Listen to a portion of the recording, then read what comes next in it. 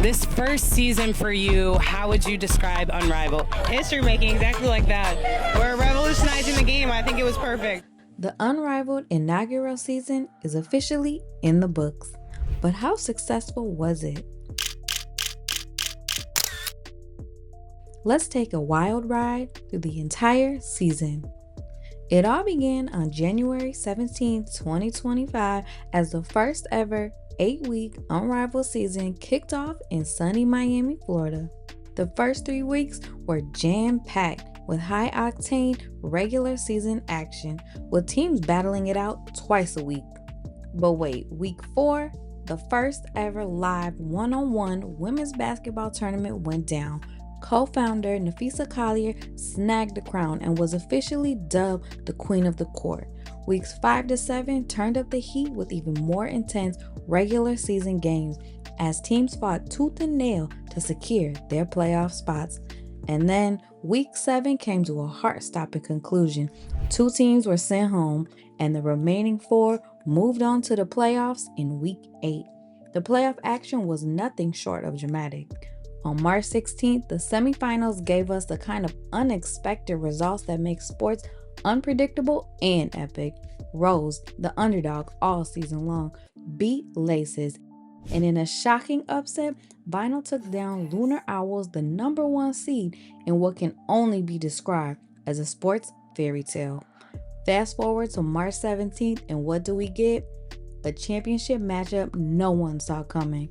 On one side, Rose, the team that started the season 0-4, was written off by critics early on and had its star player out with an injury. On the other side, Vinyl, a team that was barely hanging on to clinch a playoff spot and hadn't beaten Lunar Owls all season until they suddenly found themselves down by 10 points going into the 4th quarter, only to stage a dramatic comeback to win. In the end, it was Rose who walked away crowned as the very first Unrivaled champions. Let's just say this season was a March Madness level roller coaster. Seriously, could a better script have been written? Doubtful. But before all the thrills, the league was already racking up victories behind the scenes. Before the season even started, Unrivaled secured an impressive $28 million from a roster of heavyweight investors, with even bigger names jumping on board as the season unfolded. And let's talk sponsors, because Unrivaled wasn't messing around. They kicked off the season with 15 powerhouse sponsors, and many of them went above and beyond to enhance the player experience. As if that wasn't enough, NBA, WNBA, and NCAA stars showed up in full force to support the league. Honestly, it felt like a star-studded event every time you walked into the arena. But it wasn't just about the glitz and glamour. Players raved about the Unrivaled's behind-the-scenes support, including things like the league's family-friendly amenities. Fee, what was your thoughts in building it? I heard about there being nannies on call, there's massages, there's facials. Like, what was your thought in the whole, looking at the complete league as a whole? I think both of us, like we have said from the beginning, we want this to be a players-led league and a league for the players. So, and that includes the entire player, not just what happens on the court. So, as two mothers, of course, childcare was a huge priority for us. And all the essentials, like we have the best, facility or the best devices for like rehab and the best trainers and the best things to get you better on the court, but also the stuff that's not necessary, that's just like fun to have, that makes the experience awesome, like estheticians, and we have like a makeup room, we have saunas and massages and just anything that we could really ask for. So I think that's what makes the experience even better. And speaking of excitement, week 4 saw the birth of the first ever live one-on-one Make It Take It women's basketball tournament. The stakes were high, with a $200,000 grand prize for the winner. And yes, you heard that right, $200,000. To sweeten the deal, the runner-up took home $50,000 and both semifinalists scored $25,000 each. But that wasn't all. The participating teammates of the winner also received $10,000 each. So 200 grand, nothing to sneeze at, right? How does it feel to win all that money and nonetheless be considered the top one-on-one player among your peers? It feels really good. I mean, I made basically my entire WNBA salary in like 30 minutes, so that's really nice. Nice. Which brings me to the ultimate green flag of them all, the money. When it comes to player compensation, Unrivaled made a huge splash, offering the highest average salary in the women's professional sports, over $220,000 per player. To put that in perspective, the WNBA's average contract in 2024 was just under $120,000. But wait, it gets better. Players also got equity in the Unrivaled League, further incentivizing their involvement and success. Talk about a win-win. In women's basketball, you're talking about after I won in 2019 the WNBA championship, you know how much my bonus was? $2,500. That was before taxes. From $2,500 for winning the WNBA championship in 2019 to the 2024 season, the bonus for winning has skyrocketed. In 2024, the New York Liberty walked away with a $20,825 bonus per player after claiming the championship. That's an 833% increase. Major progress, right? But here's the kicker. Even with that increase, the bonus is still 240% less than the Unrivaled Championship, where players take home a massive $50,000 each. Now let's break this down further. If you look at the number of games played to win each championship, the difference is jaw-dropping. Unrivaled offers players a much bigger payout for a way shorter season. The only better scenario than winning the Unrivaled Championship: winning the WNBA Commissioner's Cup. In 2024, the in-season tournament got a makeover, dropping from 10 games to just 5. The top 2 teams then played in the championship round, making the total number of games played just 6 for the Minnesota Lynx to win $41,700 each. Here's where things get wild. The current WNBA CBA from 2020 set aside a prize pool of $500,000 for the entire WNBA playoffs. That's for every team advancing to the playoffs, meaning all players, even those eliminated in the first and second rounds, get a tiny slice of the prize pool. After all that, the championship winning players and the runner-ups get the bigger portions. Meanwhile, for the WNBA Commissioner's Cup, the winning team splits a $500,000 prize pool. For a roster of 12 players, that averages out to almost double what the WNBA Championship winners take home.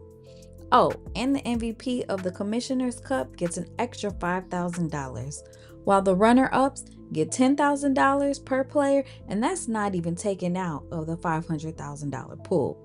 Now let's ask the Minnesota Lynx. If you had to choose between winning the Commissioner's Cup or the WNBA Finals Championship, I'm willing to bet they'd all rather hoist the championship trophy and take home the title. But here's the mind-blowing part. Financially, the Lynx earn 160% more money in bonuses for winning the Commissioner's Cup and losing the finals. Doesn't that just make you say, make it make sense? So when Nafisa Collier says she made more in 30 minutes than her whole 2024 WNBA salary, it's no surprise. But the numbers don't stop there. Unrivaled's viewership also took off in its debut season, racking up almost 12 million viewers on TNT and truTV, and averaging 221,000 viewers per game. In fact, Unrivaled now holds the 10 most watched women's basketball games on TNT. How about that for a first season? And let's not forget about merchandise. The league pulled in over $1 million in ticket sales and another $1 million in merchandise sales. And that's not even counting the semifinals and championship games. Unrivaled also struck a major deal with the WNBA, releasing individual player jerseys for sale just in time for the playoffs. Now let's talk engagement too. Each team had their own social media presence, giving fans an up-close and personal look at the season like never before. Players were front and center, sharing behind-the-scenes moments, and fans got more access than ever. Unrivaled truly created a community.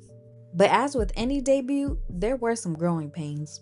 One criticism, ending games with a free throw to win.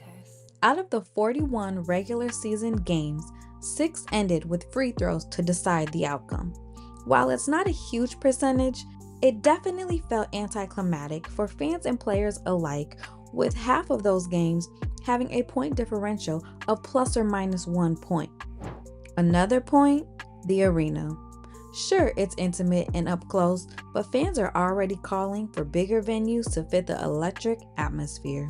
There's talk of bigger arenas next season, as well as multi-cities on the schedule. Possibly the largest complaint, the referees face unwavering criticism from fans, players, and analysts alike, with many pointing out inconsistent calls and controversial decisions that led people scratching their heads.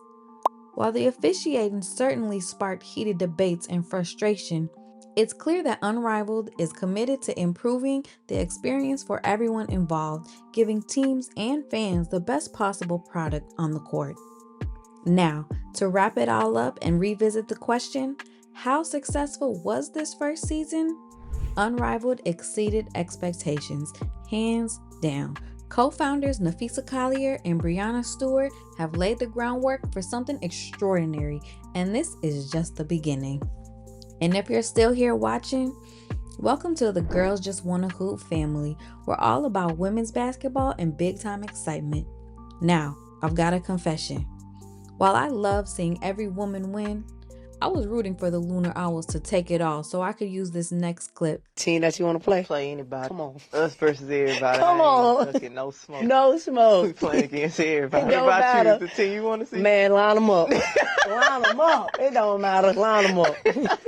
All right, Court. Predictions for how the season gonna end. With us holding that trophy. Come on now. Hey, man, y'all need to stop hating on us, too, bro. It's us. We winners. We winners, bro. We winners. Oh my God! Okay, it's happening. Everybody stay calm. What's the procedure, everyone? What's the procedure? Stay calm. Wait. No, God! No, God, please, no! No! No! No!